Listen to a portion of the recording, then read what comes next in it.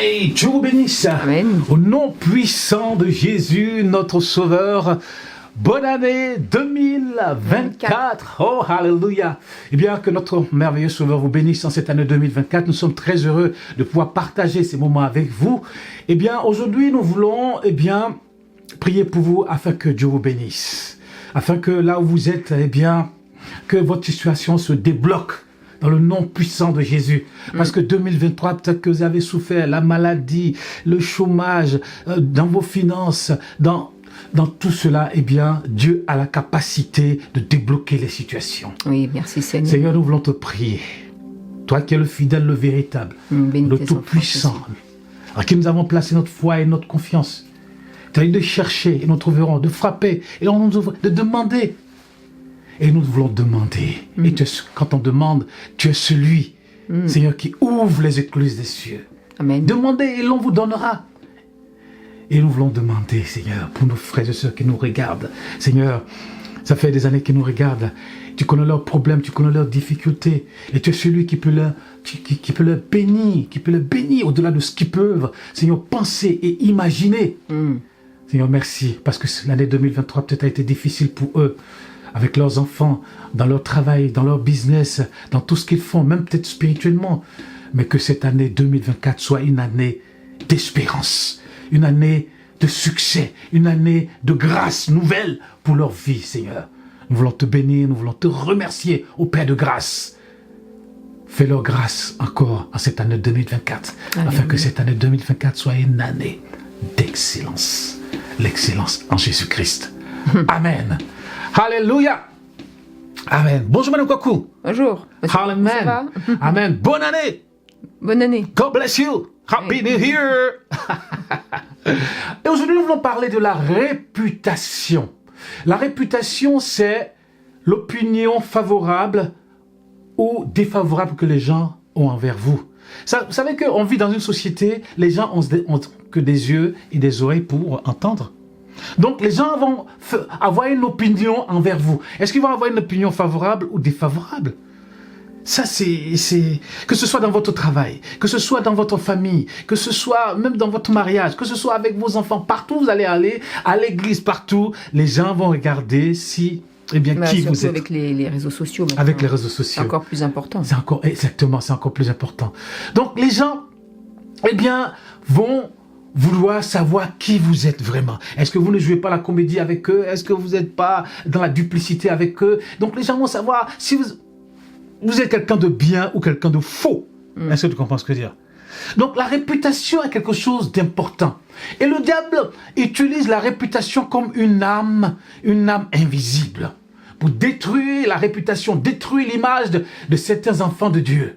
Vous savez, quand votre image est détruite et salie dans la pensée des gens, ça va être très difficile de rattraper. Ouais. De rattraper cela. Et le diable utilise cela pour salir votre image.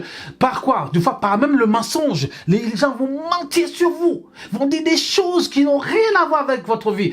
Et tellement ils vont être convaincants, les gens vont croire.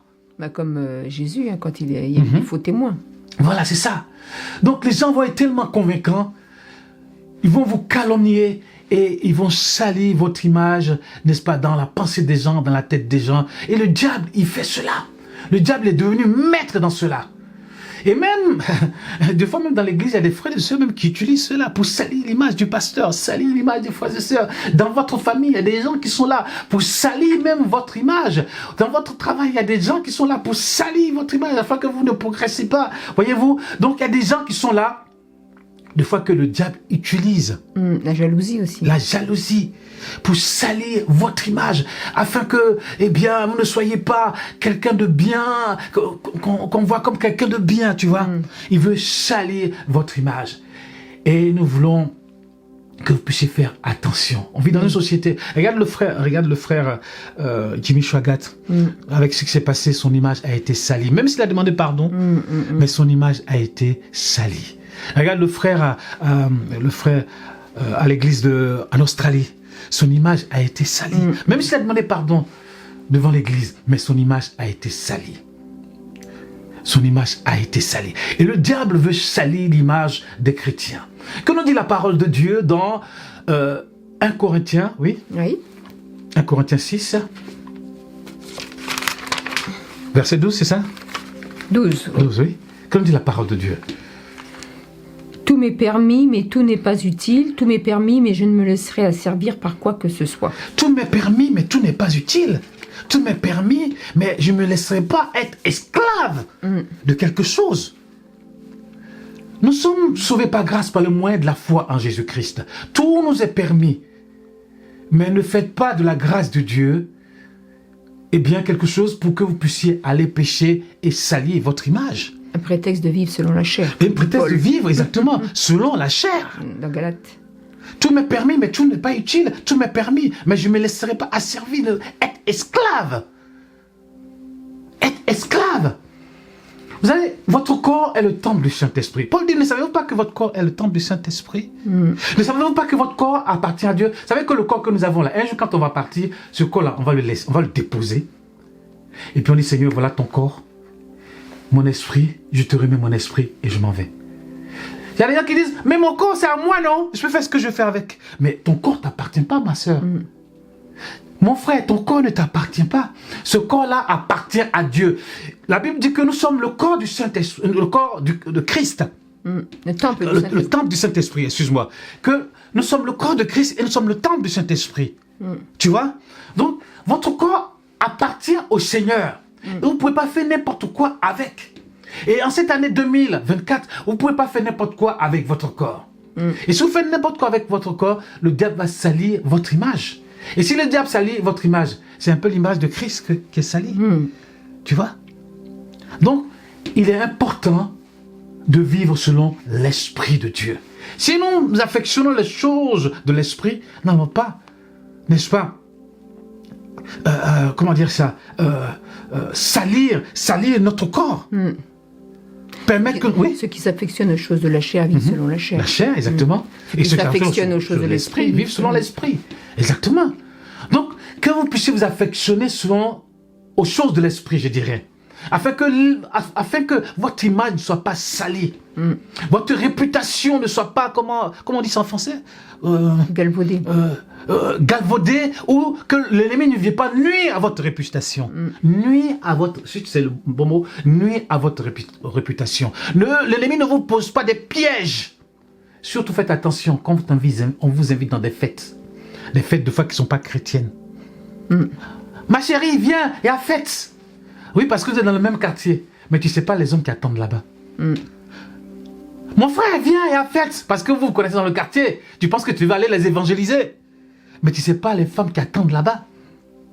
Quand on vous invite aux fêtes, on vous invite aux soirées, on vous invite même pour aller faire du sport, on vous invite même pour faire ceci, pour faire cela, même des fois même vos collègues, des fois même vos amis, des fois même des gens. Mais tu ne sais pas qui t'attend là-bas. Et des fois, eh bien, le diable va aller salir. Est-ce que tu veux boire un petit peu d'apéro? Apéro? Est-ce que tu veux boire un petit peu de, je sais pas quoi? Mais tu sais pas qu'est-ce qu'ils ont mélangé? Et puis après, les gens commencent à rigoler. Commencent à rigoler. Après, est-ce que tu veux un petit peu? Petit à petit. Et après, ta tête commence à tourner. Exactement. Mais aujourd'hui, il y a Internet. Aujourd'hui, ils ont les caméras. Tout le monde filme tout. Aujourd'hui, tout le monde filme tout. Et après, tu te retrouves dans une situation que ton image va être salie, ta réputation va être salie. Aujourd'hui, on apprend des choses aux États-Unis par rapport au frère T.D. Jakes. Parce qu'il a été à la fête de Puff Daddy. Puff Daddy a fait une fête, il a invité le frère T.D. Jakes, le bishop T.D. Jakes, et il a été, n'est-ce pas, à la fête. Nous, on ne sait pas ce qui s'est passé là-bas. Mais nous savons que cet homme de Dieu a fait des choses extraordinaires.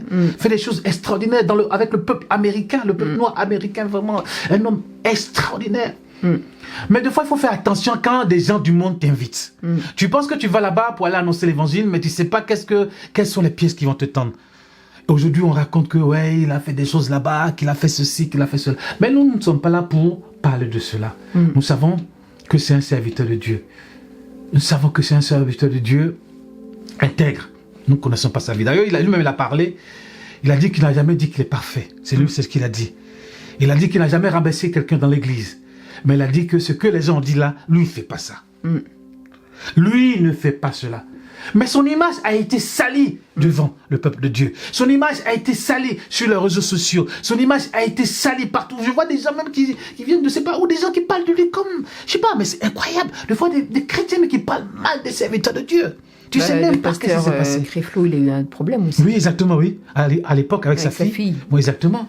Et après, on voyait sa photo partout. Voilà, et même les policiers ont pris même sa photo et tout ça. Donc, le diable essaie de salir l'image des pasteurs. Le diable essaie de salir l'image des enfants de Dieu. Le diable essaie de salir l'image de l'église. Le diable essaie de salir l'image des mouvements. Le diable essaie de salir l'image de votre famille. Vous devez faire attention.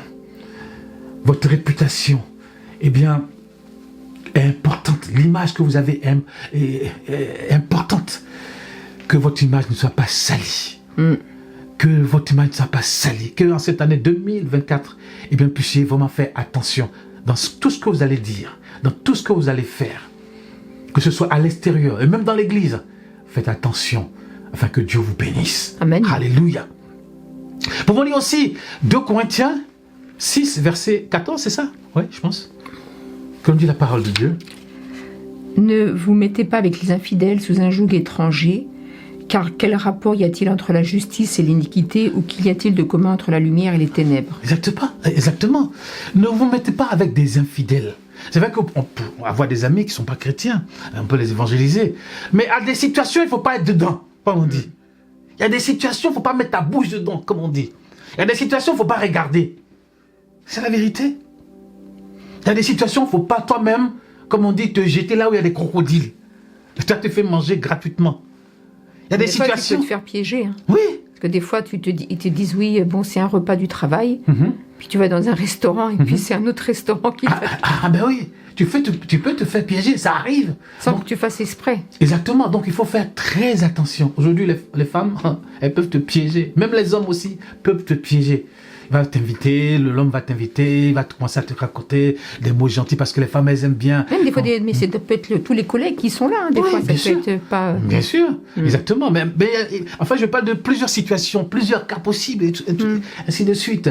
Il peut te dire, voilà, tu es le meilleur de la société, vraiment, tu es un homme intelligent, un homme intègre.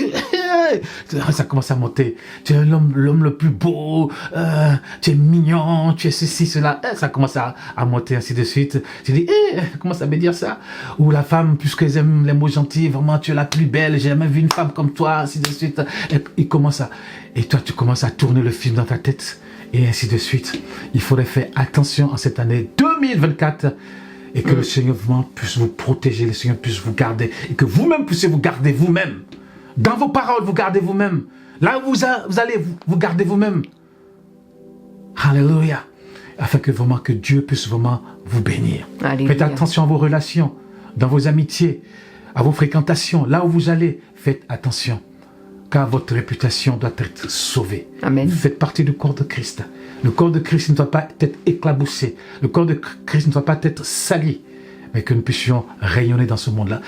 La Bible dit que nous sommes la lumière du monde. Nous sommes le sel de la terre. Et nous voulons rayonner. Nous voulons rayonner. Nous voulons que la lumière de Christ puisse briller. Que les gens puissent savoir que le Seigneur est merveilleux. Que le Seigneur est puissant. Qu'il est extraordinaire. Qu'aujourd'hui encore il peut guérir. Qu'il peut sauver. Alléluia. Alléluia.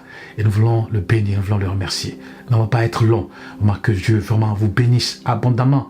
C'est ce que nous voulons pour vous. Bénisse vos enfants, bénisse votre entreprise, bénisse votre travail, bénisse votre étude. Eh bien, que Dieu vraiment vous bénisse abondamment dans le nom puissant de Jésus, notre Sauveur. Tu veux dire quelque chose? Non, tu as tout dit. Et puis Amen. Que le Seigneur vous bénisse. Amen. Amen. Dieu bénisse. God bless you guys. Amen. And amen. Amen.